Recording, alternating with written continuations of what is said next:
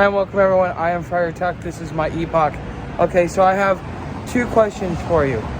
First question is, if the whole U.S. economy crashed, would you stay in the city or would you go out on trail? One.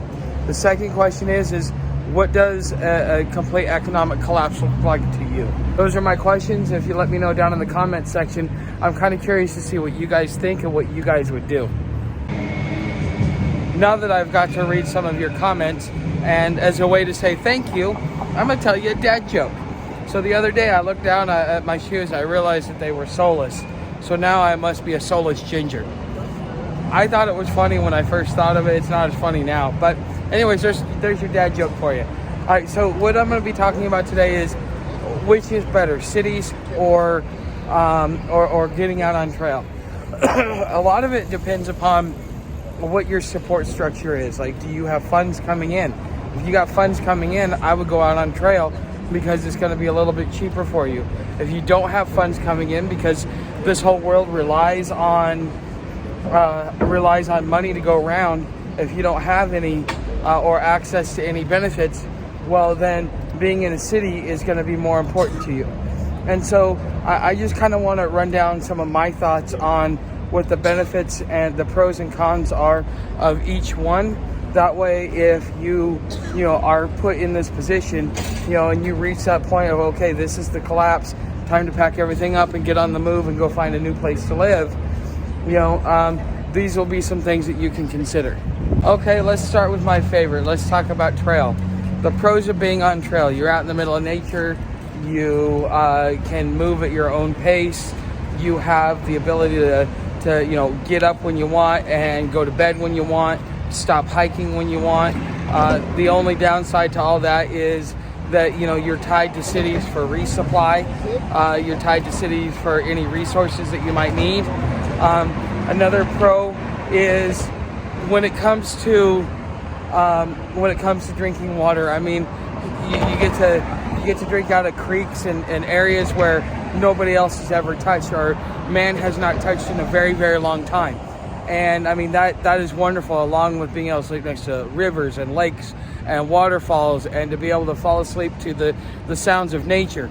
I mean, that is something that is priceless. You can't beat that. And so, those are the pros, but the cons are, nature's trying to kill you.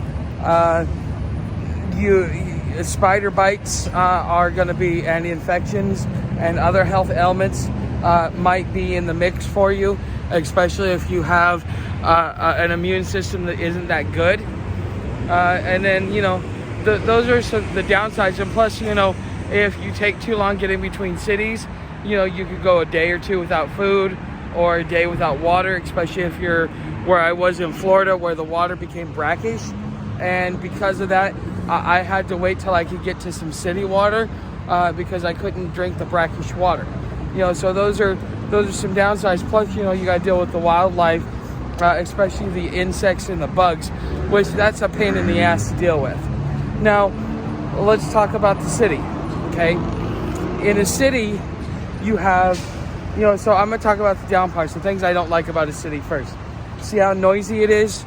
Out in the woods, it's peaceful, it's quiet. You can hear things that are going on around you.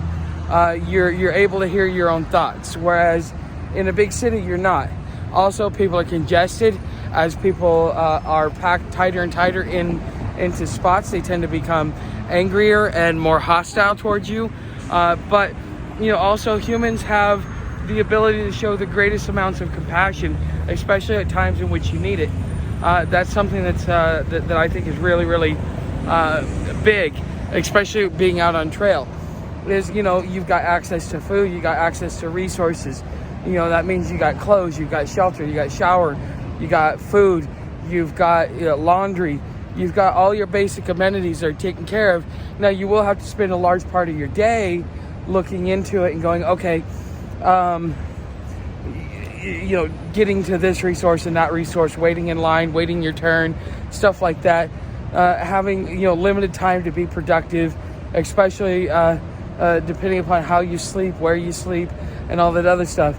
Now, there is some sort of freedom about it because you know, when you interact with people, and this is another pro about being in a city, is that I have people that stop by and talk to me. So I have that regular human connection. On top of that, I have somebody that that I'm getting to know, that I'm developing a relationship with on a friendship basis.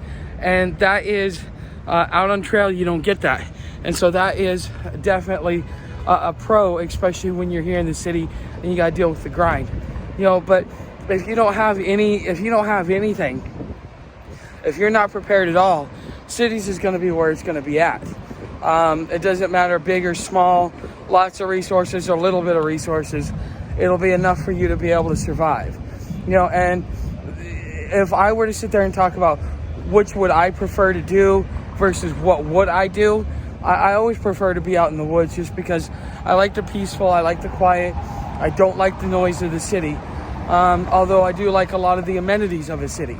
You know, but for me, if it came to a complete and utter collapse, I would be looking for different places to go, because at that point in time, you know, for at least for me, the way I see it is that food would dry up, the supply chain would be broken, and being in a city might actually be detrimental to your health. Okay, and so this is something to be thoughtful of and to take into consideration when you're deciding, do I go into a city or do I not? Because it depends upon how the collapse happens. It depends upon how everything unfolds. And if it unfolds to where, you know, at least you're able to get food and water and shelter and clothing and stuff like that in the big cities, well, then it might not be so bad. But, you know, also if you're out on trail, just think of it, if the supply chain breaks down, you're going through small cities that may not get regular shipments. Are you able to resupply? You know, and these are things to really be thoughtful and considerate of. So, again, asking the same question, would you choose a city or would you choose trail? And then, you know, what is your version of a complete collapse? What would bring you to the point where you're like, okay, time to pack up, time to get moving, things aren't going well? Kind of let me know what will go on economically for you there.